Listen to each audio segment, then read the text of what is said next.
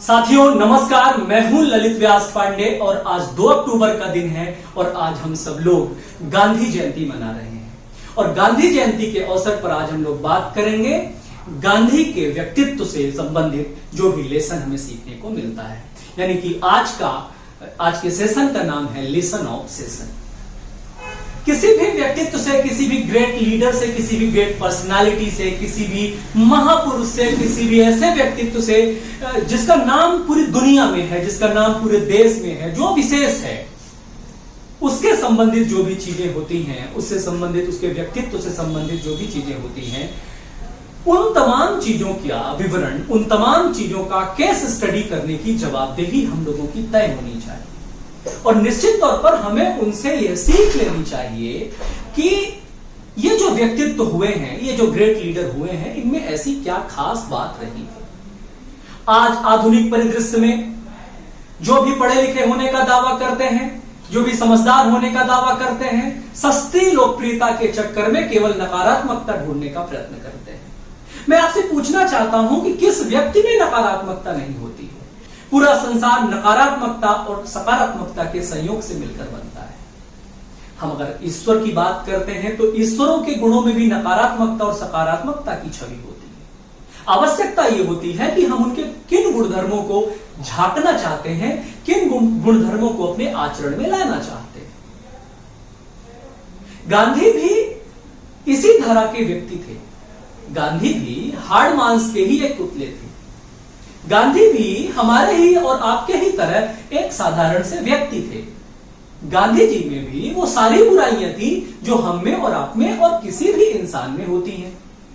साथियों, हर व्यक्ति के अंदर एक शैतान छुपा हुआ बैठा होता है जो हर वक्त फुंकारने के लिए, हर वक्त डसने के लिए, हर वक्त फन निकालने के लिए बैठा होता है।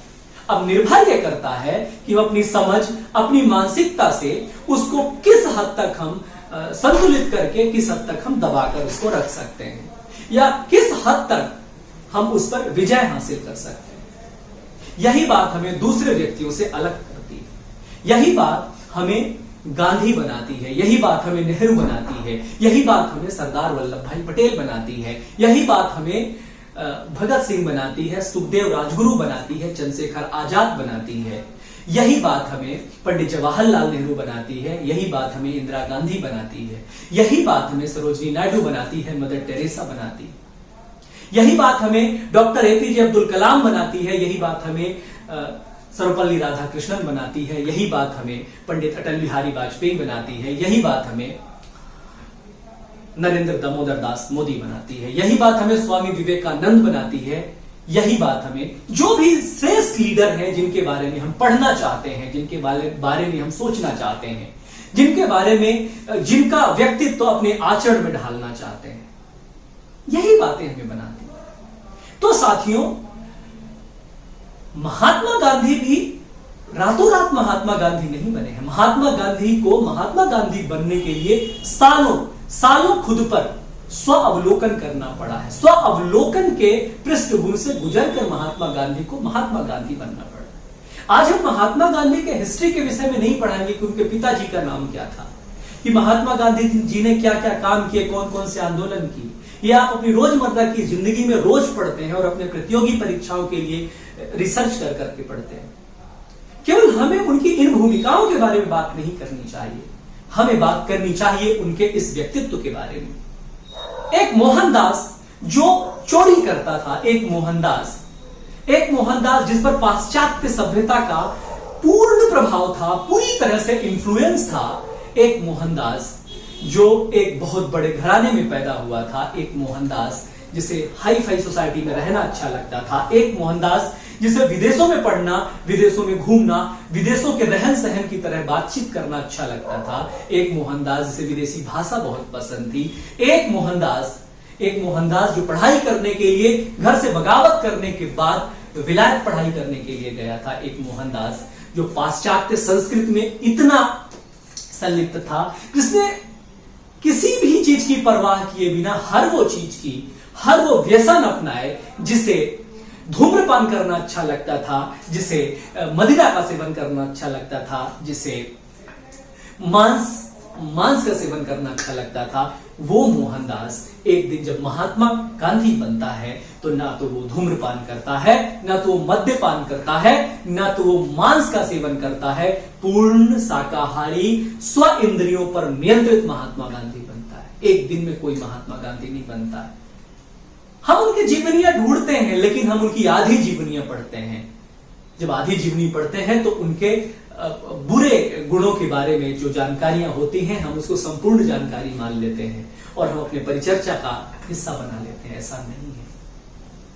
समय के साथ ऐसा नहीं है कि मोहनदास करमचंद गांधी को अपनी लाइफ स्टाइल से ज्यादा मोह नहीं था। ऐसा नहीं है कि रातों रात मोहनदास करमचंद गांधी इतने बड़े सन्यासी बन गए। नहीं, उन्हें उन हालातों से गुजरना पड़ा है, उन्हें वो सारे अपमान सहने पड़े हैं, तब मोहनदास करमचंद गांधी को महात्मा गांधी बनना पड़ा है।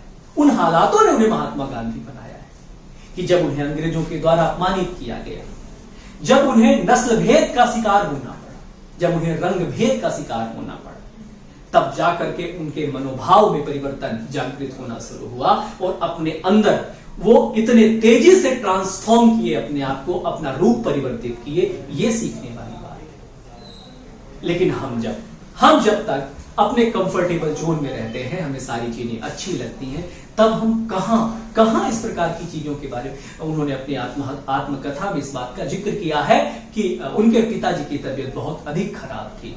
बहुत अधिक तबीयत खराब होने के बावजूद भी वो उन्हें छोड़ करके अपनी पत्नी के पास चले जाते हैं। उन्होंने कहा है कि हम वासना के शिकार में इतने अंधे हो गए कि बीमार पिता को छोड़कर हम चले आए। आज तक हमें इस बात की आत्मग्लानि होती है।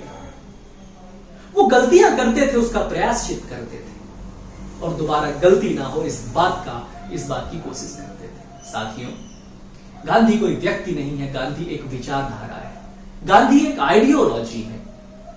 ऐसा नहीं है कि गांधी नहीं होते तो हमें स्वतंत्रता नहीं मिलती, ऐसा बिल्कुल नहीं। हमारे समाज में, हमारे आसपास के लोगों के द्वारा उन पर आक्षेप लगाया जाता है, आरोप लगाया जाता है कि सारा का सारा क्रेडिट गांधी जी को मिल गया। ऐसा बिल्कुल नहीं। जितने जिम्मेदार आजादी के लिए गांधी जी थे, उतने ही जिम्मेदार सरदार पटेल थे, उतने ही जिम्मेदार पंडित जवाहरलाल नेहरू थे, उतने ही जिम्मेदार सुभाष चंद्र बोस थे, उतने ही जिम्मेदार भगत सिंह, सुखदेव, राजगुरु, चंद्रशेखर आजाद थे। ऐसा नहीं था कि केवल गांधी जी की वजह से हमें आजादी मिली।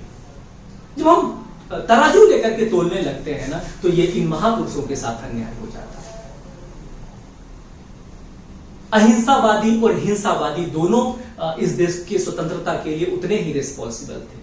ना तो केवल अहिंसावादी रिस्पॉन्सिबल थे, ना तो केवल हिंसावादी। क्रांतिकारी भी उतने ही जरूरी थे जितने अहिंसावादी लोग जरूरी थे।